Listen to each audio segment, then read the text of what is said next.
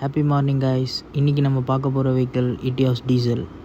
இட்டியாஸ் டீசலில் என்ன கம்ப்ளைண்ட்டுன்னு பார்த்தோன்னா 2 கம்ப்ளைண்ட் இருக்குது. First complaint black smoke, low pickup and பார்த்தோன்னா கீர் ப்ராப்பராக எங்கேஜ் ஆகலைன்றது தான்.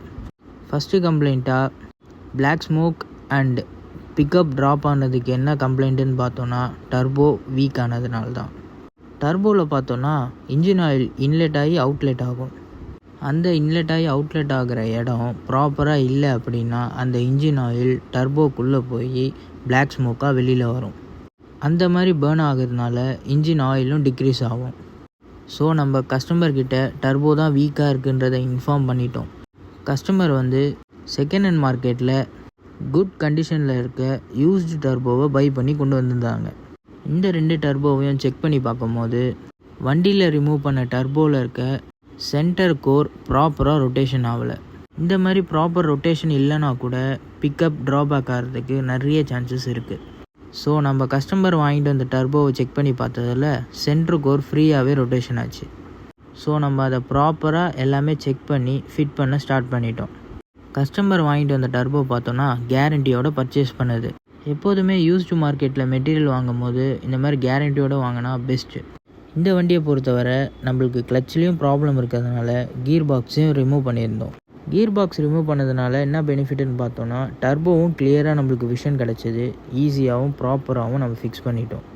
டர்போவை ப்ராப்பராக ஃபிக்ஸ் பண்ணதுக்கப்புறம் ஒரு ப்ராப்ளம் சால்வ் ஆகிடுச்சு. நெக்ஸ்ட்டு பார்த்தோன்னா கிளச் பிளேட் ப்ராப்பராக இல்லைன்றதை எப்படி கீர் பாக்ஸ் ரிமூவ் பண்ணாமல் ஐடென்டிஃபை பண்ணோன்னா வண்டியை ஸ்டார்ட் பண்ணி ரிவேர்ஸ் கீர் போட்டோன்னா ரிவேர்ஸ் கீர் ஸ்மூத்தாக ப்ராப்பராக எங்கேஜ் ஆகணும். இந்த வண்டியில் பார்த்தோன்னா எந்த கியருமே ப்ராப்பராக எங்கேஜ் ஆகலை. ஸோ நம்ம டைரெக்டாக கிளச் பிளேட்டை ரிமூவ் பண்ண ஸ்டார்ட் பண்ணியாச்சு.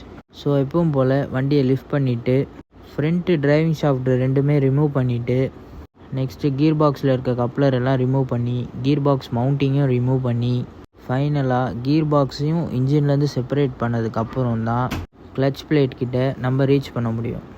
இந்த மாதிரி எம்சி டைப் வெஹிக்கிளில் பார்த்தோன்னா கிளச் பிளேட் 10% இருக்கும் போதே கீர் இம்ப்ராப்பராக விழ ஸ்டார்ட் பண்ணிடும்.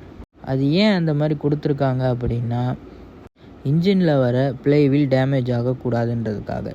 அந்த மாதிரி கிளச் பிளேட்டில் 10% கூட இல்லாமல் இருந்ததுன்னா ப்ளே வீல் கன்ஃபார்மாக டேமேஜ் ஆகிடும். ஸோ அதோட காஸ்ட் டபுள் ஆகிடும். அதனால தான் அந்த சேஃப்டி மெஷர்மெண்ட்டுக்காக கொடுக்குறாங்க. ஸோ நம்ம கிளச் அசம்பிளையும் ஃபுல்லாக ரீப்ளேஸ் பண்ணிவிட்டு ஃபிட் பண்ண ஸ்டார்ட் பண்ணிட்டோம். ஃபிட் பண்ணும்போது பார்த்தோன்னா பிரேக் பேடும் 10% கூட இல்லை. ஸோ நம்ம அதையும் கஸ்டமர்கிட்ட இன்ஃபார்ம் பண்ணிவிட்டு ரீப்ளேஸ்மெண்ட் பண்ணிட்டோம். ஸோ நம்ம எல்லாமே ஃபிட் பண்ணதுக்கப்புறம் எல்லாமே கரெக்டாக ஃபிட் பண்ணியிருக்கோமோ ப்ராப்பராக செக் பண்ணிவிட்டு ஜென்ரலாக எல்லாமே செக் பண்ணிவிட்டு கஸ்டமர்கிட்ட சூப்பராக டெலிவரி பண்ணியாச்சு. தேங்க்யூ.